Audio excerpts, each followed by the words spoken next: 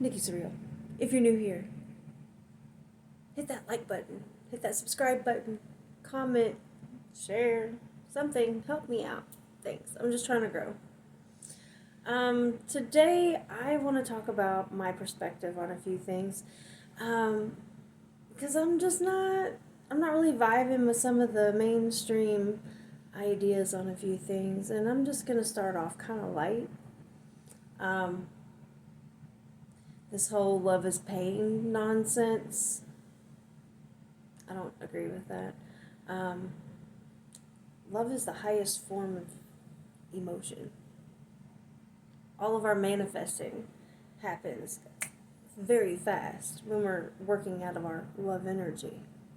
So, yeah, there's no pain in love. If you have pain and you're associating that with love, that tells me you've never experienced real love. No, pain and love don't go hand in hand, sweetie. No, love considers you. No matter what, you're put first. Love wouldn't risk your life without your willful knowledge of it. You would have to literally be consenting before they would endanger you. Um, Matter of fact, love, they wouldn't want to endanger you. Mm-hmm. And sorry, fellas, it's 2023. Cheating on your partner is definitely endangering their lives in more than one way, but I've already covered that the last video. Um, Love doesn't have to lie to you. Love doesn't have to lead you on and make you think that you're something more than you are to these people. No, love's not that. Love is natural, and it's so pure. It's well intentioned. It's protective. So if you're in a relationship and you're receiving any less than the utmost respect and consideration, if you're not with someone who can be honest with you about who they are as a person, what they require for their own lives in order for them to be happy. And yeah, some people require multiple sex partners. They just do. And I'm not frowning upon them. They know what they need. Okay? What I frown upon is when those are the things that they need, but they fail to disclose that to the people who fall in love with them. Because that can destroy a person. But they know that that can destroy a person. So that means they went out of their way to not disclose that information so they could get what they wanted out of that person while simultaneously knowing they were going to end up destroying that person. That's what I have a problem with. And a lot of people are in relationships like that right now. And no, I'm not talking about men acting like this. Men and women both act like this. It's a everybody involved type of thing. But this type of behavior is damaging. And a lot of people are in situations like this and, oh, but I love him. Oh, but I love her. No, you don't. What you love is that you're not alone. Mm-hmm. What you love is that your codependency is being fed. Whether or not you're being valued and honored and respected and cherished is a whole other story. But at least you're not alone. At least I got a man. At least I got a woman. Mm-hmm. But your man and your woman is also spreading themselves all around town, making you look foolish. And again, risking your life multiple ways. And mind you, you're likely being very silly and giving 100% of yourself to someone who's only giving you about 80%. Yeah. That other 20% matters, babe. It really does. Because you see, time edges on. And the longer you stay in a situation with someone who's not giving you the same 100% you're giving them, or at least the effort of, you're being used and abused. And you will eventually be discarded. And then you will be another person saying, to love is to be hurt. No, it isn't. To be foolish is to be hurt. To cling on to toxic situations with people who do not feed into you the way that you feed into them. That's where your pain comes from. You being codependent so much that you will tolerate the worst in people just to not have to be by yourself. That's going to be the pain. Yeah. So I just would hope more people would pay attention to the love word. I don't say it unless I mean it, and it's very rarely truly reciprocated to me, and I'm used to it by now. It doesn't tear me to shreds anymore.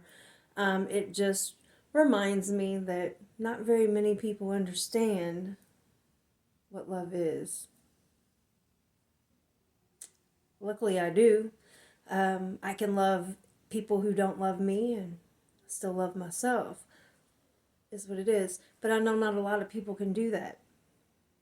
So it's just real helpful if you guys would learn what love is supposed to be, and then you could learn how to love each other and stop being so disgusting towards one another. Stop being so selfish. Because, I mean, let's think about it. Why do you really need so many partners at one time? What is it that you lack that you're not able to get everything you need out of one partner? You're so, in my theory, call me crazy, but why wouldn't you want to pick a partner that could literally encompass everything you need? When I couple up with someone, usually, now don't get me wrong, I messed up once. Sue me, one time. But usually when I'm partnering up with someone, it's got to be best friend energy. It's got to be damn near same mindset. And if it's not the same mindset, you've proven effectively successful with yours. And so I'm coming to learn from you. It's that type of energy. Today, a lot of people are more worried about money and how virginal you are. But that's literally what y'all talk about constantly.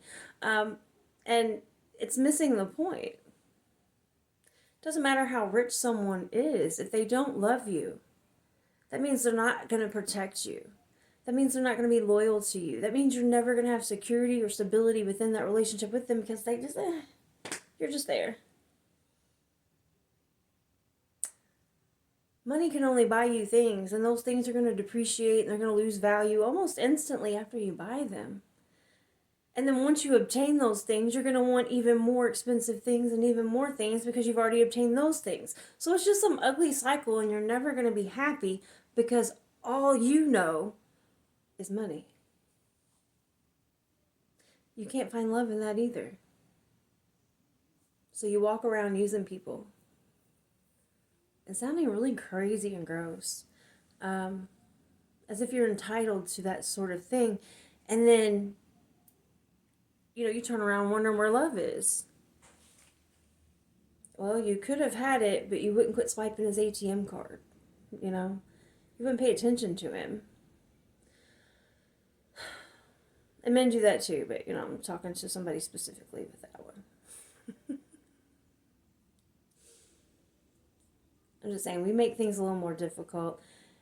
I feel like if more people went after being in relationships and treated the person they went after the exact same way they would want that person to treat them, relationships would have more staying power. STD rates would go down, and maybe they'd start being reactive to medications now instead of, not. I don't know. Maybe people would get married and stay married more often. Maybe domestic violence could go down because, people are not being disgusting individuals towards one another until snaps happen. Possibly. Maybe. I don't know. It gets kind of lonely and boring for me because I really know what love is, and I don't pressure people to be things that they aren't in order for me to love them, and I don't even need them to love me back in order for me to love them. So it gets lonely because I feel like not a lot of people understand things like I do. And instead, it's like a cesspool of transactional relationships and booty calls and just carnival pee-pee, and it's just, nope, I'd rather not. I'm this close to believing in white Jesus just so I can go to become a nun or something, because It's gross out here.